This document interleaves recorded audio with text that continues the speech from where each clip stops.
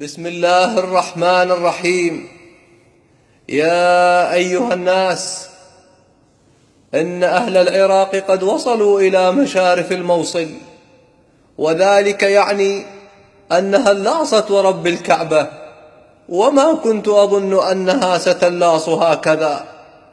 لذلك أطالب العراقيين بمراعاة حسن الجوار، وأن لا يقعوا في أخطاء الماضي حين قاتلوا إيران ومن ثم الكويت، واليوم يقاتلون الجار الآمن المسالمة الدولة الإسلامية. كما أطالب الحكومة العراقية بعقد مؤتمر مشترك معهم لمكافحة الإرهاب. أستحلف أهل العراق أن لا يدخلوا إلى الموصل وأن لا يأخذوا الموصل.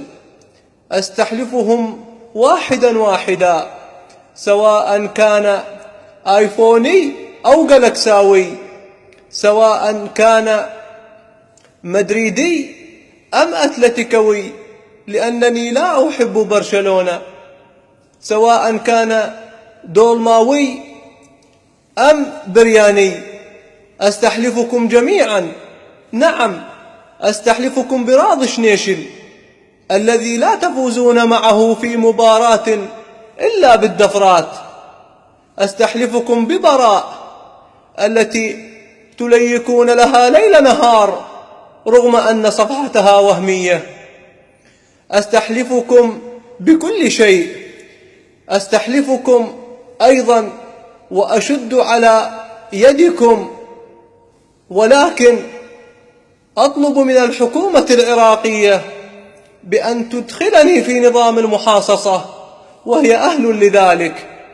أما جنود الخلافة المقبلين على الحرب مع العراق، هذه الحرب المقبلة، أقول لهم قول الشاعر العظيم، أقول لهم جملة واحدة: لكم ون.